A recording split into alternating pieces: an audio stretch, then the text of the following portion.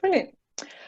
Right, hello everyone, and welcome to this eLN webinar on video-based discussions and alternative approach to live meetings. I was quite excited about this topic because there is a lot happening around virtual working and virtual learning at the moment. And when I read the premise of this webinar, I kind of thought, "Ooh, that's interesting."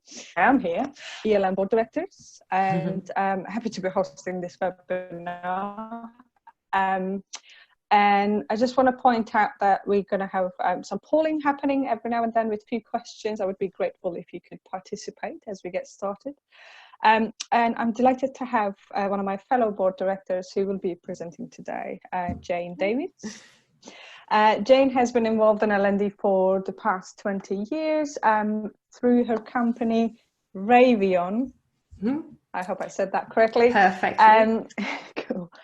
She helps organizations create in-house video offering by using Camtasia, screencast video production and video editing. And we want this session to be as interactive as possible, so please participate whether in the chat or in polling. And without further ado, I'll now be handing over to Jayne, and we'll get started. Lovely. Thank you for a lovely introduction, Ashley. I appreciate that. And hello and welcome. I'm really delighted to see everybody joining us today. And what I wanted to share with you is something I've experienced recently, which was I was going to be, oh, did you want to do that now? There's a poll that's come up, Ashley. Where have you gone? Okay. So yes, so I get rid of that. Sorry. Well, that's okay. We can ask the attendees to do that now if you want to. Yes, please. So yeah, just to let us know, it'd be great to find out if you are already a member, if you were joining just the webinar today. And yes, oh, just typo there, Ashley. Has anyone else spotted it? Not to worry. So yeah, so I was involved in meeting TechSmith at a recent seminar, and we were going to have a planning meeting, and there was about 6 people that were going to meet this on this meeting, and we were all dotted around different time zones. People were traveling. So rather than joining the online meeting, one of the guys made a video of what he wanted to share and then posted that video and then invited us all to comment, watch the video and then comment and add our feedback. And I just thought it was brilliant. So, and especially for what's going on at the moment, it's just a really good way of communicating. So I wanted to share that with you. Well, how I'd like to kick off is really just find out, just think about ways that we're communicating with our colleagues and clients at the moment. So I'd like to use the chat. And how are you communicating at the moment?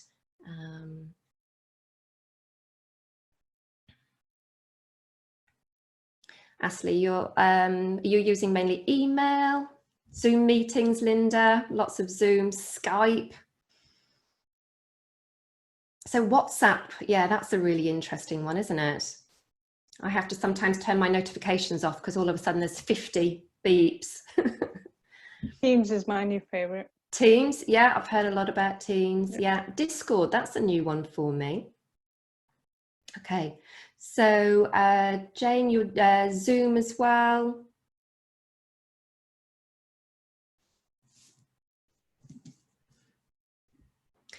So what I'd like to do is, these are all fantastic, and I think having these keep the human interaction, keep the conversations, I think that's so important. But what I'm talking about today is if those situations are not possible, then there is an alternative. So thinking about all those ways that you're communicating, And absolutely, Twitter is a good one. I think just encourage people just to keep those communications going. What I'd like you to do now is think about the challenges that you might be experiencing. So if you're attending a live meeting, I want you to think about the types of challenges that you might be experiencing. I think, Ashley, we've now got a poll for this, haven't we? Sure. Would you mind launching that poll? Yeah. So I'd like to invite you to add anything into the chat if you like, but also these are some things that I was thinking about. So once you've joined a live online meeting, how many of these, you can select as many as you like, and then we'll share the findings. So I was sort of interested to thank you, Joe. I'm sure there's plenty of others, and I'd love to hear. I could have gone, I was thinking dogs barking in the background, cats jumping on your keyboard. So feel free, please, to add anything else in. Yeah, time to respond to everything. Kids, yes, that's me. Both at home now. Oh yes, Hayley, Amazon delivering, someone knocking at the door. And yeah, good one, Joe, being overwhelmed with it all. So I'll just give you a couple more minutes or a couple of seconds, and then we'll close that poll. Thank you, Joan.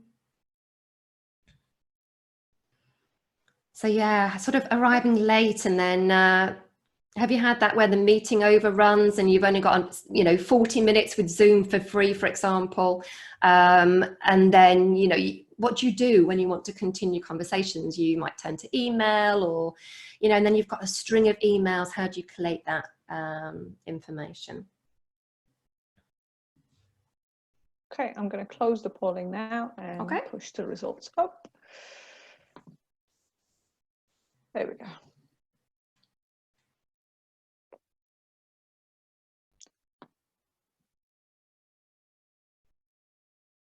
I think connectivity issues alongside with quiet people don't always speak up is front runners. Sorry to interrupt. Are you able to share that poll? I think I am sharing it. No, I can't see it. If the chat can tell us, oh, can't see it. Okay. Right. I'm gonna try to share it one more time and see what happens.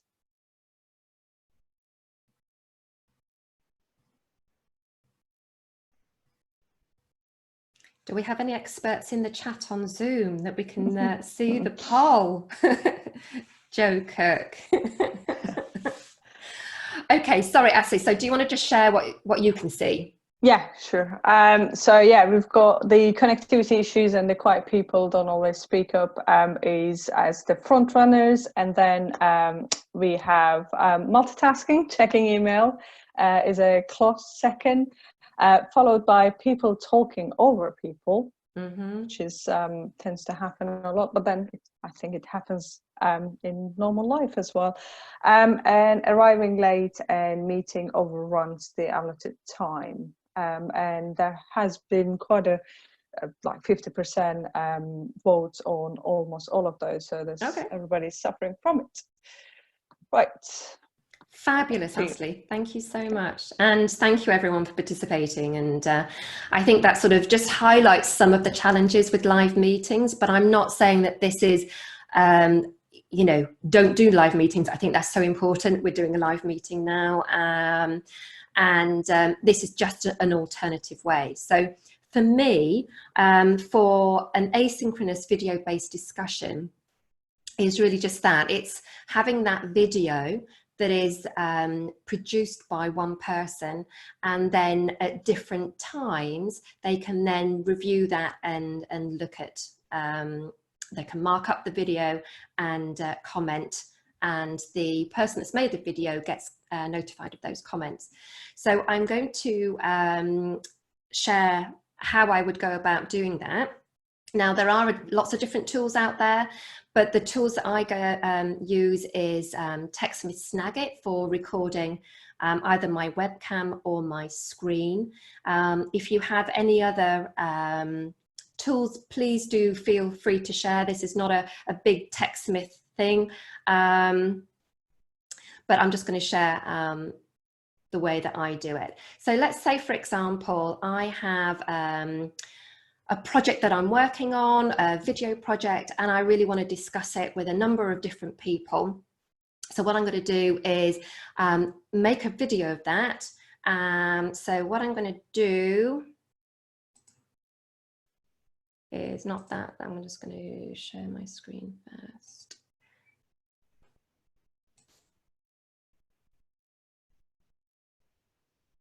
I'm just going to share my screen.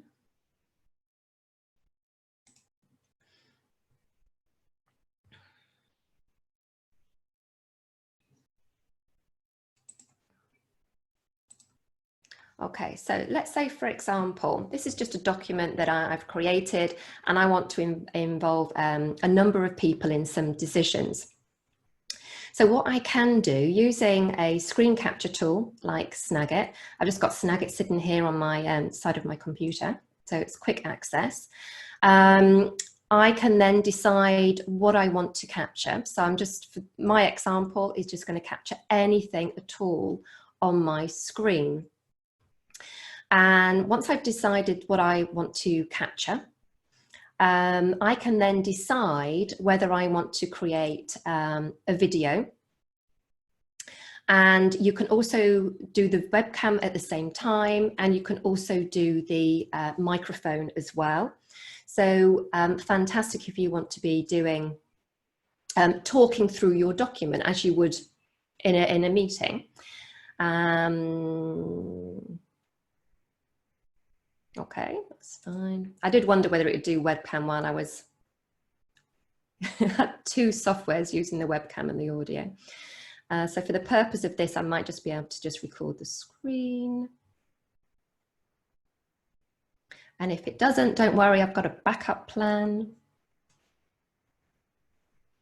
I'm able to, okay. Turn it off, okay. Okay, so for the purpose of this, you can upload any video. So whether you're creating a video on your smartphone, whether you're wanting to record something from your screen, anything at all. And actually you can use images, whether it's a JPEG or a PNG. So I'm going to cancel this because it's obviously not working. But if what I would do is record my screen, I can scroll down, anything on my screen I can record. I would save it as an MP4. And then what I would do is, let me see if I can escape out of that. So if I had an MP4, I would then come into TechSmith Review. And there's other tools you can use. And I think more mentioned Vimeo has a very similar process.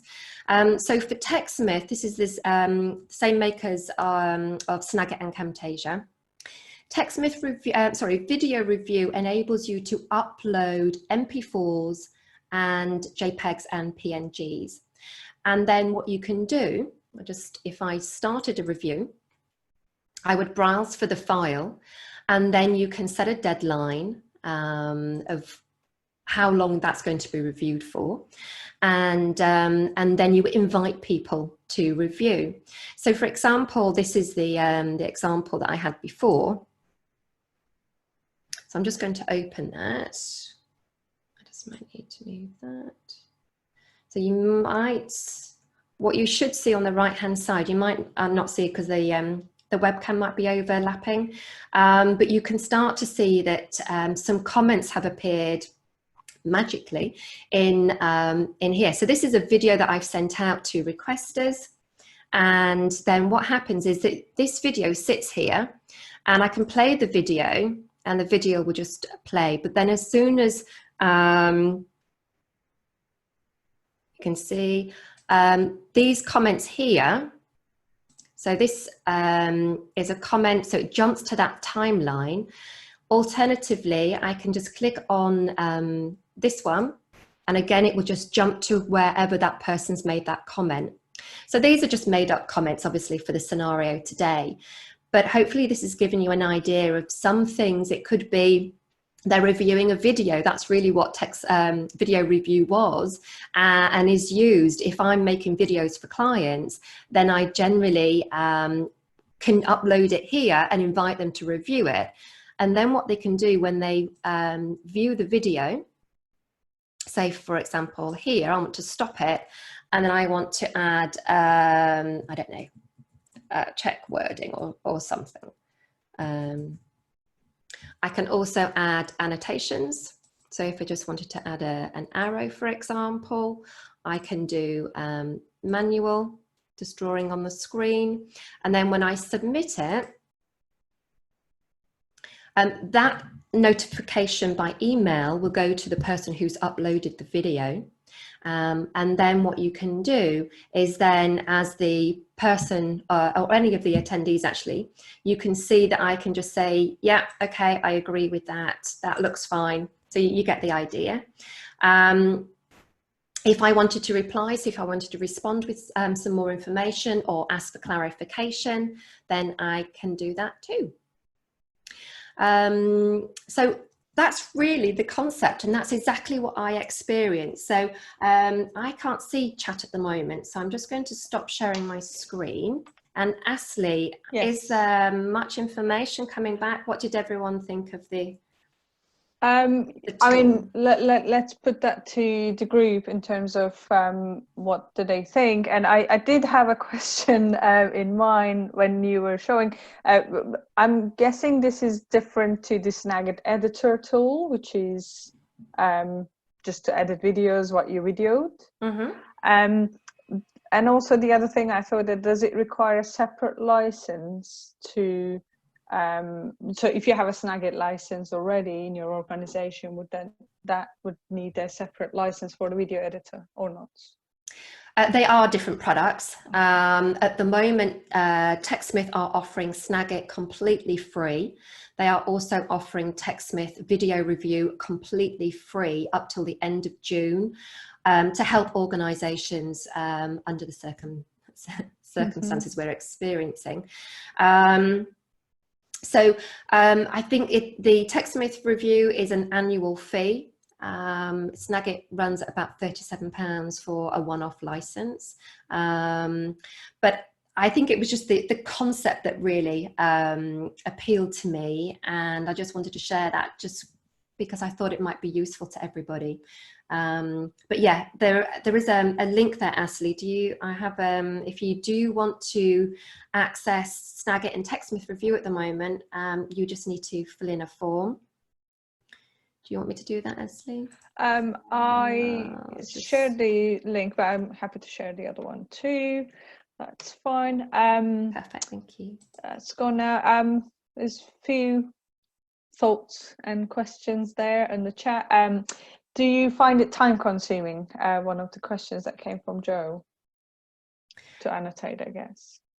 Annotating was really, really quick. So I guess for the person posting the video, there is an element of time planning what you actually want to share, what you're, preparing the video. But once for reviewing, it was really dead easy. Just clicked on play, watched the video, and then if I was asked a question or my opinion, then that was really quick and easily submit. I mean, you saw how quick it was. So I guess it depends on the length of the video. It depends on, if it's a 30-minute meeting, I guess, could be a variety of different comments, but then that's backwards and forwards. I don't know how long video review's been around. As I say, it was my first experience only a few months ago. And there are other software programs. Did anyone else have anything else? As I say, I know Vimeo has something similar. There must be other softwares. So please do share if you...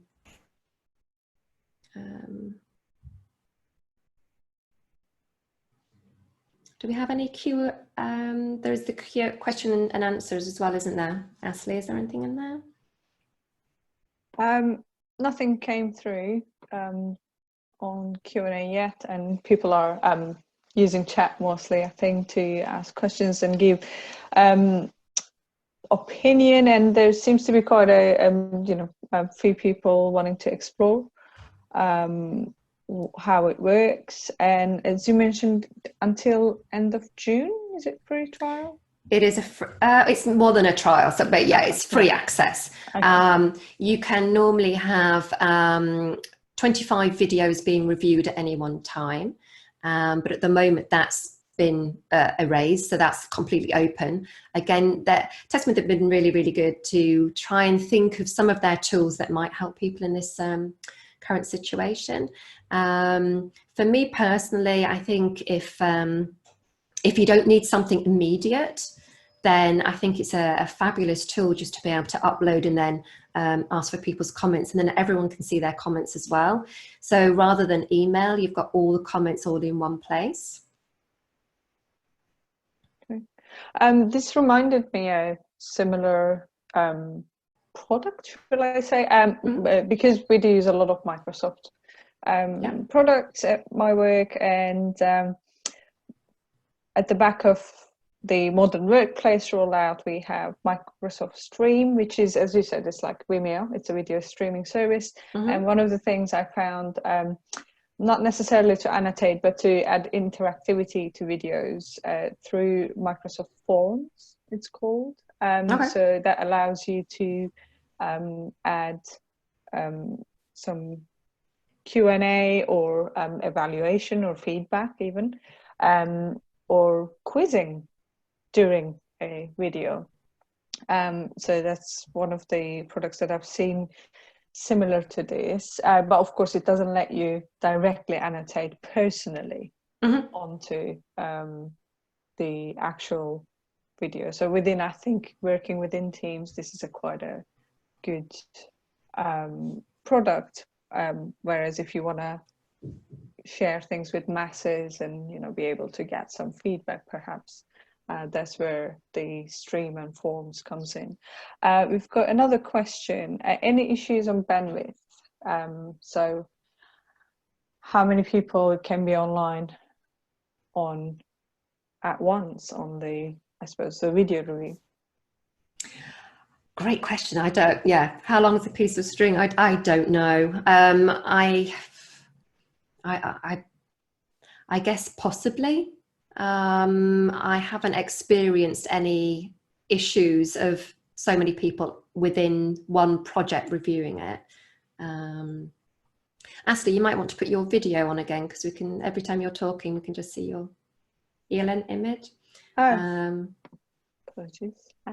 Oh, generally, yeah. I think even today I'm surprised that we haven't really had issues with bandwidth. I've cabled up. I've got a cable running from where I'm sat all the way through to my front of my house, which is where my for the internet, just in case. But yeah, that's a good idea.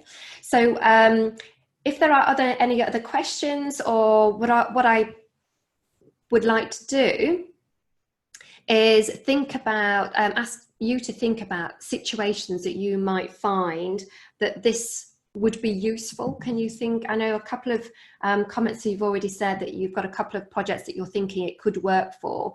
So I've only shown you really 2 examples. One for, I've created a video and I wanted a client's feedback, for example.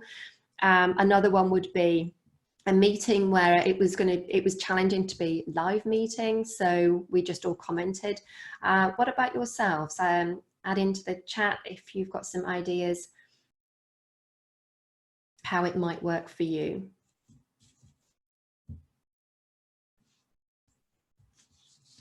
Ashley, have you got anything at the moment that you think it might be useful? See, this is interesting, because I was actually thinking this as a question, that any use cases that we could share with the audience. And then I was thinking that what it could be in my space, I think within our L&D team, this is definitely a good one to use, even from a teaming perspective, where people can share, because I do quite a few instructional demo videos around using Snagit. And interestingly, one of my biggest challenges were how to do a Snagit demo using Snagit.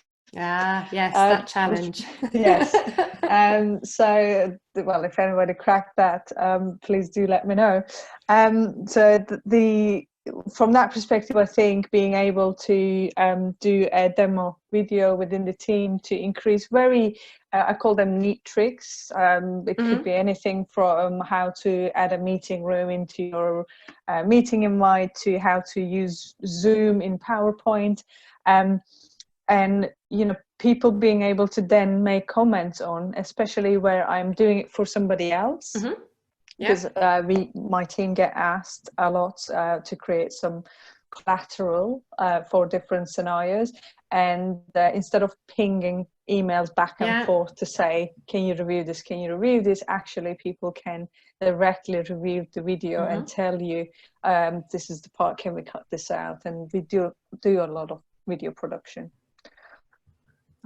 Excellent. I think that's a great idea. And something else that was mentioned on Twitter on one of the feeds was we're all going online at the moment, and if you're not sure about your lighting, I know I'm very dark at the moment, it's not ideal, but if you want to check your framing, and you could use it for recording yourself, posting it, and then asking your colleagues, what's any feedback, should I adjust? And then when you go live, you've had some great feedback and you feel a bit more confident in that you're set up correctly.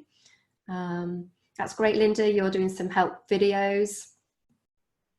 But yeah, I think exactly, Linda, I think for making videos for clients, rather than uploading to Dropbox, maybe, because files can be quite big for email. So yeah, share the link and then they can review it. Yeah, so I'm glad you feel that it might help. So as I say, it's free at the moment. The other ones, I think it's less than £200 a year. I know that one. But as I say, it's free at the moment. Snagit, the other tool that I mentioned, I use for screen capture, image capture, screen grabs of the screen, and anything like that. I use it for annotating, documentation, and I think you use it the same as well, Ashley, don't you?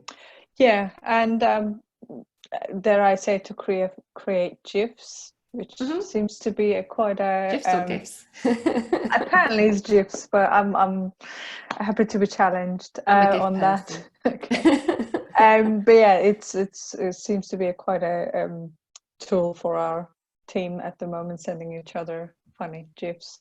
But yeah, the automatic library in Snagit is a big time saver, Simon says. That's something I am not aware of. So Simon, I think are you talking about the tags that you use in the library? So for anyone that's not used Snagit, yeah, so your image is all stored and then you can use tags to sort the images. Okay. Excellent. Okay. Great. And I was thinking perhaps could it be used for interviewing techniques and feedback? So you could actually, because now video interviewing seems to be quite in for obvious reasons, and I'm assuming that there might be businesses out there that would give you some feedback in terms of if you were to record your answer to some interview questions, that they would be able to, the recruiting companies should be able to give you some feedback in terms of your, as you put it, your posture and so on.